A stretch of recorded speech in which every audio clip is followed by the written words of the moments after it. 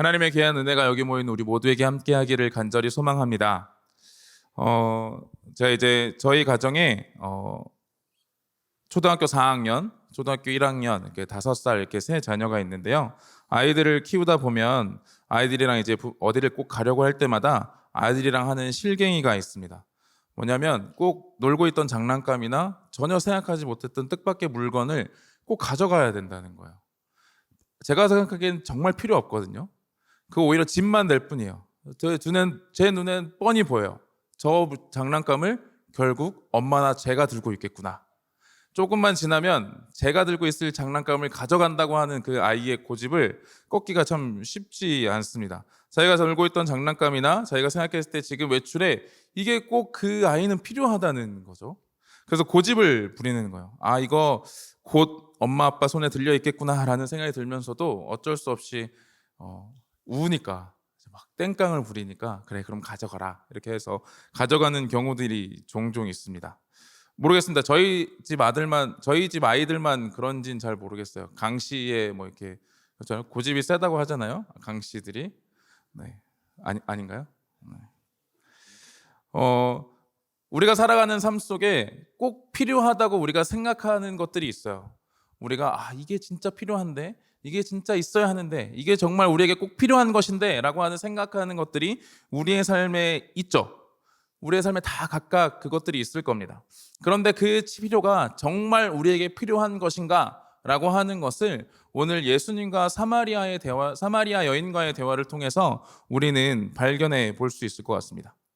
오늘 예수님과 니고데모가 만났던 요한복음 3장 이후에 이제 요한복음 4장으로 넘어갑니다. 여러분 한 2주 정도 이제 요한복음을 안 하니까 다 잊어버리셨죠? 그죠?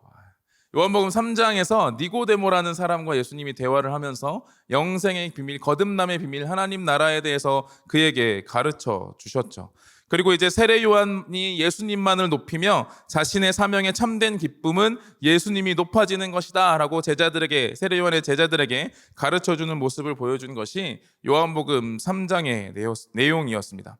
그리고 그를 믿는 자에게 영생이 있다라고 요한복음은 가르쳐 줬죠. 그래서 요한복음 3장 마지막 절 36절은 이렇게 말합니다. 우리 같이 한번 읽어볼까요? 시작. 아들을 믿는 자에게는 영생이 있고 아들에게 순종하지 아니하는 자는 영생을 보지 못하고 도리어 하나님의 진노가 그 위에 머물러 있느니라. 아멘. 아들을 믿는 자, 예수 그리스도를 믿는 자에게 영생이 있을 것이다 라고 하는 것을 사도 요한은 요한복음을 통해 니고데모와 세례 요한을 통해 우리에게 가르쳐 주고 있었던 겁니다. 이제 예수님께서 유대 지방에서 예루살렘에서 조금 벗어나 유대 지방에서 계속해서 예수님의 제자들과 함께 세례를 베풀고 계셨습니다. 그렇게 세례를 베풀고 있는데 사람들이 많아지게 된 거예요. 점점 더 많아지게 된 거죠. 근데 많아지는 건 상관없는데 그 많아지는 것을 누가 들었냐면 바리새인들이 들었다는 겁니다. 바리새인들이 그것을 듣고 그 바리새인들의 마음 속에 어떤 마음이 들었는지에 대해서는 명확하게 성경에 이야기하고 있지 않지만 예수님은 그것을 좋게 여기지 않으셨습니다. 왜냐하면 우리가 다 성경에서 바리새인들에 대해서 아신다고 한다면 아마 그들은 시기하고 질투하며 예수님에 대한 분노를 키워갈 것이라는 것을 예수님도 알고 계셨던 거죠. 아직 예수님의 사역이 이제 시작하는 단계이기 때문에 지금 이 순간에 그들과 충돌할 필요가 없다라고 예수님은 생각하셨던 것 같아요. 그래서 바리새인들이 예수님에게 많은 사람들이 온다는 걸 안다는 걸 아시고 예수님은 이제 유대를 떠나 갈릴리 지방으로 가려고 하십니다. 갈릴리로 다시 돌아가려고 하시는데 오늘 말씀에 보면 사마리아를 통과해야 하겠는지라 라고 이야기를 하세요. 굳이 왜 예수님은 또 성경은 이 이야기를 하고 있을까요?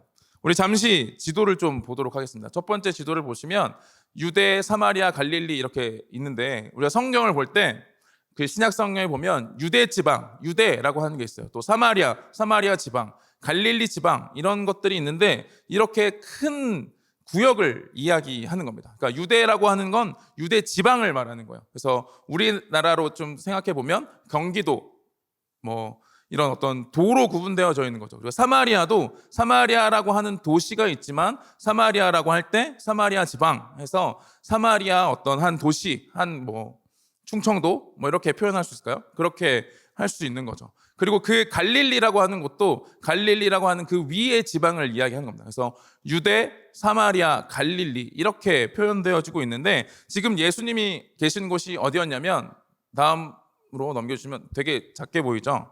저 빨간 지점이에요. 저 빨간 지점, 예루살렘 옆쪽에 아주 작게 있는 그 빨간 지점 속에 예수님이 계셨던 거예요.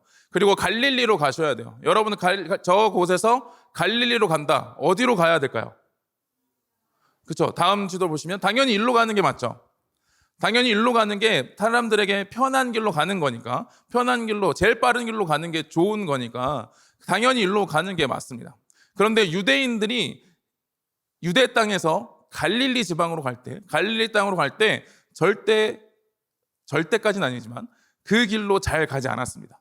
그리고 어느 길로 갔냐면 다음 지도를 보여주시면 이렇게 돌아갔어요.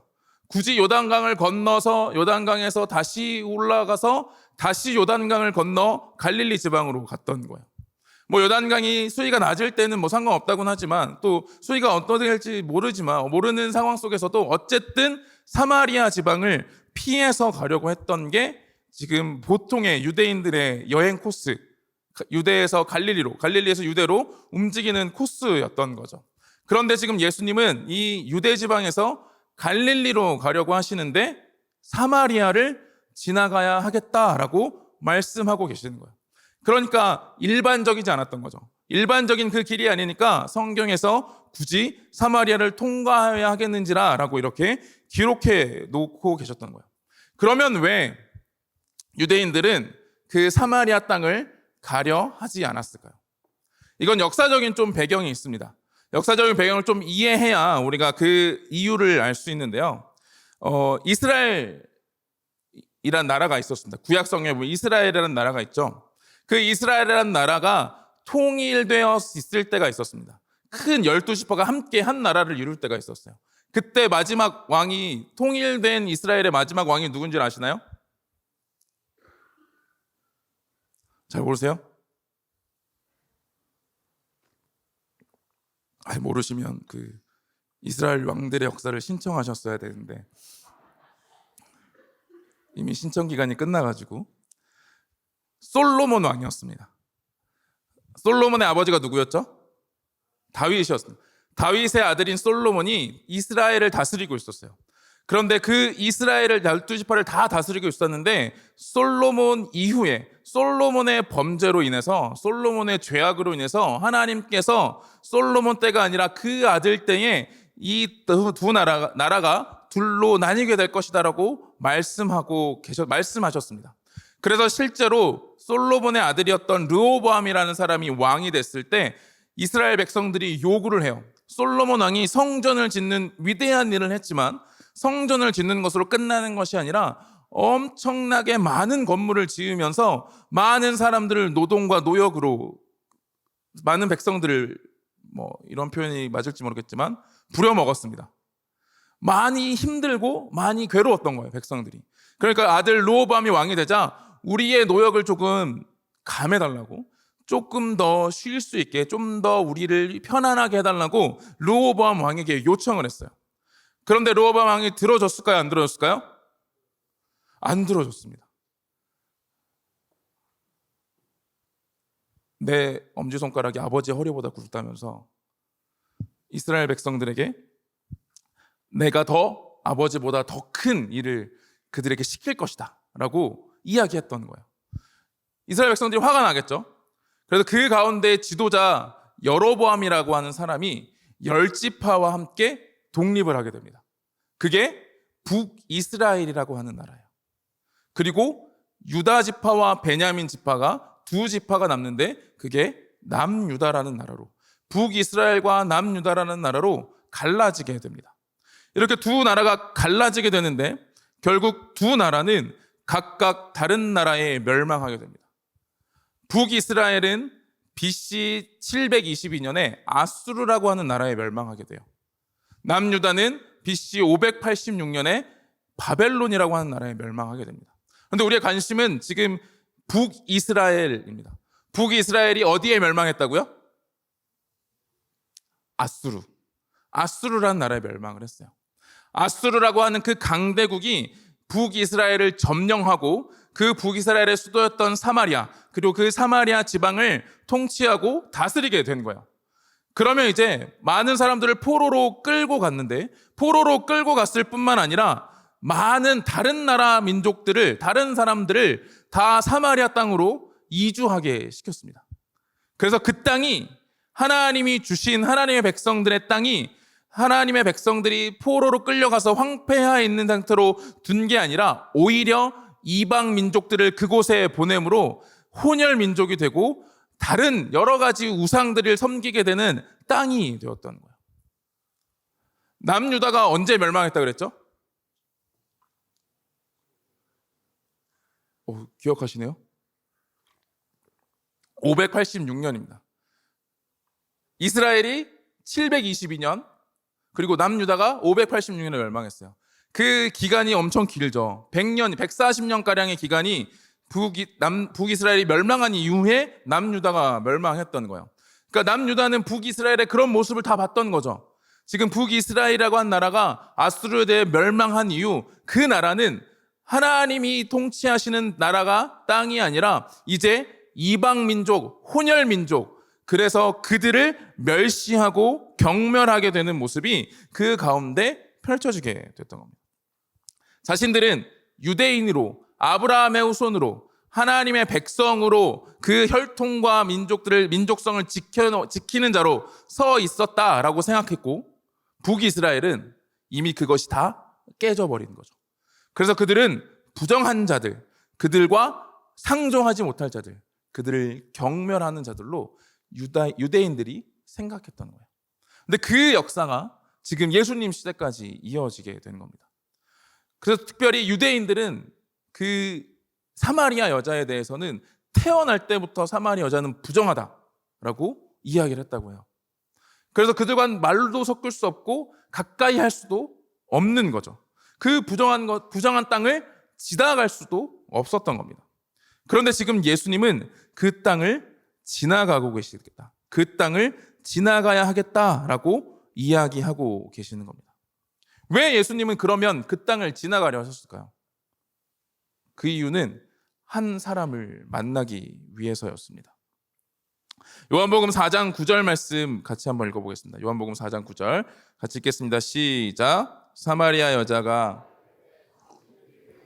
어찌하여 사마리아 여자인 나에게 물을 달라 하나이까 하니 이는 유대인이 사마리아인과 상종하지 아니함이러라. 아멘. 예수님이, 유대인이었던 예수님이 아무도 가지 않는 그곳에 굳이 그 길을 향해 간 이유가 있었던 거죠. 바로 그 사마리아 여인,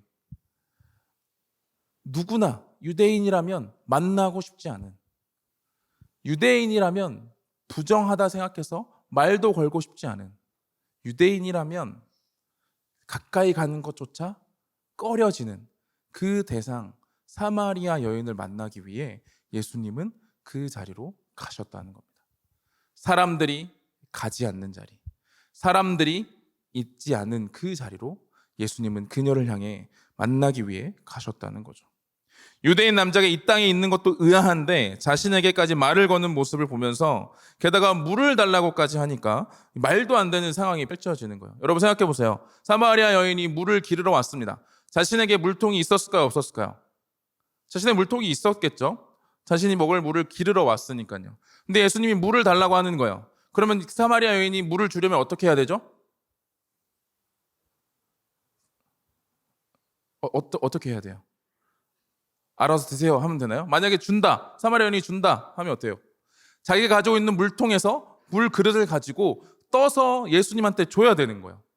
그런데 지금 사마리아 여인이 생각하기에 이 모든 행동은 유대인들이 가장 꺼려하는 행동인 거예요. 자신에게 자신이 쓰던 그릇, 자신이 가지고 있던 거에 물을 떠서 심지어 물을 주면서 접촉하게 되고 그 물, 그 부정한 그릇, 부정하다고 여겨지는 그 사마리아 여인이 쓰던 모든 것들이 부정하다고 여겨졌는데 그걸 가지고 받아서 예수님이 물을 마신다라고 하는 건 그녀에게 이해할 수 없는 일인 거죠. 그런데 예수님은 지금 그걸 요구하고 계신 거예요. 단순히 물을 달라고 하시는 게 끝이 아니라 그 물을 줌으로써 예수님에게 행해지는, 그리고 그녀가 행했을 행동들을 통해서 주어지는 그 모든 상황들이 말도 안 되는 상황이었다라고 하는 것을 성경은 보여주고 있는 거죠. 그래서 여자가 그릇도 없다. 아니, 자기 그릇이 있잖아요. 그릇이 왜 없다라고 하겠어요. 또 물이 깊다. 당신이 어디서 그 생수를 얻겠냐? 당신이 퍼서 먹어라 라고 하는 이야기나 마찬가지예요. 당신은 그릇도 안 가져와서 왜 나한테 물을 달라고 하고, 심지어 사마리아 여인이 나한테 말까지 거느냐라고 하는 이야기를 지금 사마리아 여자는 하고 있었던 거죠. 유대인들이 경멸했고, 유대인들이 싫어했고, 유대인들이 함께하고자 하지 않았고, 유대인들이 전혀 하지 않으려 했던 행동을 예수님은 사마리아 여인에게 하고 계셨다라고 하는 걸 우리에게 보여주고 있는 겁니다. 예수님이 왜 그렇다면 사마리아 여인한테 물을 달라고 하셨을까요? 저 그런 생각을 해봐요. 사마리아 여인을 만났을 때 사마리아 여인을 굳이 우물가에서 만나셨어야 할 이유가 있을까? 왜 그녀를 굳이 우물가에서 만나셨을까? 오늘 말씀에서 우리 말씀에서 답을 얻을 수 있습니다. 요한복음 4장 14절에서 15절 말씀인데요. 우리 한번 같이 읽어보겠습니다. 시작. 내가 주는 물을 마시는 자는 영원히 목마르지 아니하리니 내가 주는 물은 그 속에서 영생하도록 솟아나는 샘물이 되리라. 여자가 이르되 주여 그런 물을 내게 주사 목마르지도 않고 또 여기 물 기르러 오지도 않게 하옵소서. 아멘. 예수님이 굳이 물을 그녀에게 우물가에서 만나서 물을 그녀에게 달라고 하신 이유가 있습니다. 그녀가 지금 물을 기르러 온 시간이 6절 말씀 보면 이렇게 나와 있는데 4장 6절 말씀 마지막 몇 시라고 나와 있죠? 6시라고 나와 있어요. 여기서 성경에 나오는 6시는 정오를 가리킵니다. 정오면 어때요, 여러분? 엄청 더운 때잖아요. 그렇죠? 엄청 더운 타임이에요. 그 사막의 그 가운데 정오라는 시간은 햇볕이 내리쬐는 시간이에요. 그래서 그 시간에 물을 기르러 오는 사람이 거의 없는 시간대라는 거죠. 근데 사마리아 여인이 그 시간에 물을 기르러 왔습니다. 왜 물을 기르러 왔을까요? 네, 왜 물을 기르러 왔을까요? 안 만나기 위해 그 시간에 왔는데 왜 물을 기르러 왔을까요? 물이 필요하니까. 물은 없으면 안 되잖아요, 그렇죠? 제가 이제 지난주에 그 장염에 걸렸었거든요. 티가 하나도 안 나죠. 장염 걸리고 나면 보통 이렇게 막 티가 난다고 하던데 며칠을 못 먹어도 몸무게도 그대로더라고요. 그래서 어쨌든 장염에 걸렸었는데 이게 열이 나고 막 이렇게 하다 보니까 계속 이제 탈수 증상이 이렇게 입이 바짝바짝 마르는 거예요. 그래서 물을 마시고 또 잠깐 누워 있다가 금방 또 목이 마르고 막 입이 바짝바짝 마르고 막 목이 타는 거죠. 계속 물을 마셔도 그 갈증이 다 사라지지 않는 거예요. 근데 그 사마리아 여인이 삶 속에서 가장 매 순간 필요하고 어쩔 수 없이 구해야 하고 그것을 찾아야 했던 것이 뭐였냐면 물이었다는 거죠. 그곳에서 살려면, 아니 그곳에서뿐만 아니라 살아가려면 반드시 필요했던 게 물이었던 거예요. 그래서 사람들의 눈을 피해서 정말 내립쬐는 그 햇빛 가운데도 어쩔 수 없이 굳이 나와서 물을 기르러 왔던 겁니다. 그 가운데 예수님이 오셔서 나에게 물을 달라라고 말씀하셨다라는 거죠. 그랬더니 사마리아 여인이 왜 나한테 물을 달라고 하느냐라고 말합니다. 그러자 예수님이 뭐라고 말씀하시냐면 내가 누군 줄 알았더라면 나에게 생수를 구했을 것이다 라고 말씀하세요. 그러면서 예수님이 그러면 내 그 생수를 나에게 달라라고 그녀가 이야기할 때 이 물을 마시는 자마다, 지금 이 우물물을 마시는 자마다 목마르겠지만 내가 주는 물을 마시는 자는 어떻게 된다고요? 영원히 목마르지 않을 것이다 라고 이야기하는 거예요. 그랬더니 15절 말씀에 보면 이제 제가 그 멀티에 안 남겼는데 우리 같이 한번 읽어보겠습니다. 15절 말씀 같이 한번 읽어보겠습니다. 시작. 여자가 이르되 주여 그런 물을 내게 주사 목마르지도 않고 또 여기 물 기르러 오지도 않게 하옵소서. 아멘. 지금 그 여인은 매 순간 물을 기르러 오는 것조차도 그 자리가 괴롭고 힘든 거예요. 어쩔 수 없이 내 삶에 필요하니까. 그래서 그 자리에 와야 하지만 이 영원히 목마르지 않는 그 육신의 물을 먹는다라고 한다면 다시는 이곳으로 오지 않도록, 다시 물을 기르러 오지 않도록 그 물을 좀 달라라고 이야기하고 있었던 거죠. 지금 그 사마리아 여인의 갈급함, 사마리아 여인의 삶 속에 어쩔 수 없이 반드시 필요해야만 했던 그 물을 기르는 그 자리에 예수님은 찾아가신 겁니다. 그리고 말씀하시는 거예요. 네가 진정 필요하다 말하는 그 물이 진짜 너에게 그것이 필요할 때, 그것이 채워질 때 만족할 수 있겠느냐라고 하는 그 질문을 이 대화 속에서 하고 계시는 겁니다. 그러면서 말씀하시는 거예요. 그 물은 아무리 마셔도, 그 물은 아무리 마셔도 결국 다시 돌아와 그 자리에서 물을 길러야 하는 자리에 올 수밖에 없지만, 내가 주는 물, 예수 그리스도께서 주시는 것, 그것을 얻게 될 때 그 삶에, 그 인생에 참된 갈급함을 해결할 수 있다라는 사실을 예수님은 그녀에게 가르쳐주고 싶으셨던 겁니다. 우리에게도 무엇인가 인생의 갈급함과 갈증들이 생기죠. 우리가 지금 필요하다고 생각하는 것들이 있습니다. 이 순간 살아가려면 이것이 좀 채워져야 되고, 그래서 그 갈급함을 해결하기 위해 우리 끊임없이 내 삶에 무엇인가를 채워가려 노력하죠. 그런데 실상 우리가 채우려는 그 갈급함을 해결하기 위한 세상의 방법들이 우리를 진정 그 갈급함에서 해결해 줄 수 있느냐라고 하는 것을 이 말씀은 우리에게 질문하고 있는 거예요.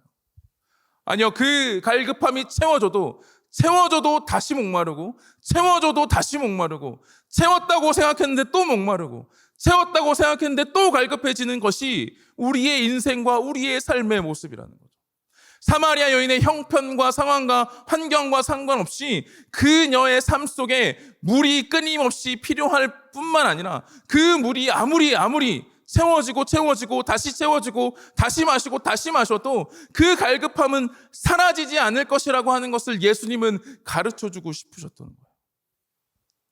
그리고 그 갈급함을 해결하기 위해 필요한 것이 있다라고 이야기해 주는 거죠. 그것은 무엇이냐면 아무도 가지 않는, 아무도 가려 하지 않는, 아무도 만나주려 하지 않는, 아무도 만나고 싶어 하지 않았던 그 여인을 향해 가신, 그리고 그 여인을 만나신 예수 그리스도가 그 안에 채워질 때 참된 만족과 유익이 그녀에게 있을 수 있다는 사실을 이야기하고 가르쳐주고 싶으셨던 겁니다. 그것은 우리에게도 동일합니다. 우리가 처음 같이 읽었던 말씀인데 요한복음 3장 36절 말씀 같이 한번 읽어보겠습니다. 같이 읽겠습니다. 시작. 아들을 믿는 자에게는 영생이 있고 아들에게 순종하지 아니한 자는 영생을 보지 못하고 도리어 하나님의 진노가 그 위에 머물러 있느니라. 아멘. 예수님은 말씀하고 우리에게 가르쳐주고 계시는 겁니다.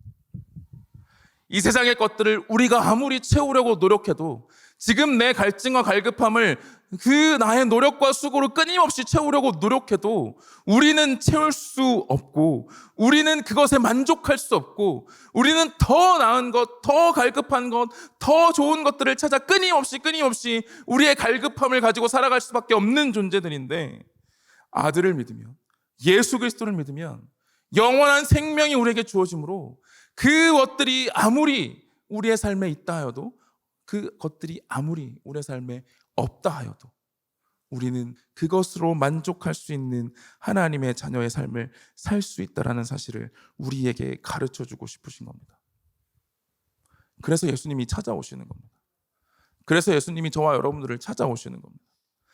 우리가 갈급해 있는 그 자리에, 우리가 그 갈급해서 갈증에 머물러 있는 그 자리에, 우리가 아무도 찾아오지 않는 것 같은, 아무도 나를 만나주지 않을 것 같은, 아무도 나를 신경 쓰지 않을 것 같은, 아니 오히려 사람들을 피해 숨고 싶어 심고 싶은 나의 일상과 나의 삶 속에 예수님은 찾아오셔서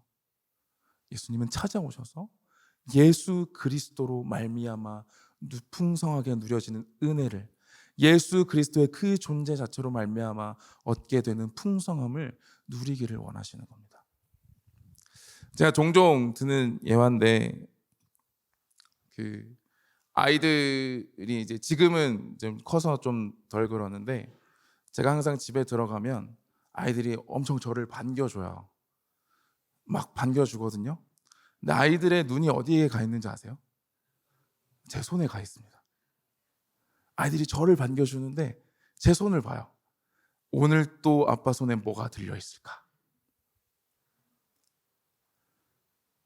그런데 우리가 신앙생활 할 때 예수님 너무 반가워요. 예수님 너무 좋아요. 그런데 예수님 손에 뭐가 들려 있을까를 보죠. 예수님 나한테 뭘 주실 수 있죠? 예수님 나의 삶에 뭘 채워주실 수 있죠? 예수님 지금 내 갈급함을 예수님 채워주실 수 있으신가요? 지금 내 갈급함 이것들을 채워주셔야 예수님이 아니신가요? 그런데 예수님 말씀하시는 거예요. 예수 그리스도 그 존재 자체를 받아들이고 그 아무도 오지 않는 그 자리에 나를 위하여 오신 예수 그리스도의 사랑을 품을 때 우리의 삶에 참된 만족이 있을 수 있다라고 하는 것을 이야기하고 가르쳐주고 있는 겁니다. 제가 이제 오늘 좀 아이들 얘기를 많이 하는데, 첫째 아이의 꿈을 잊지 않으려고 기억하는 게 항상 있어요. 어느 날 5살이었던 것 같아요. 6살이었나? 꿈을 꿨대요. 꿈을 꿨는데 예수님이 우리 집에 오셨다는 거예요. 600km 살 때였거든요.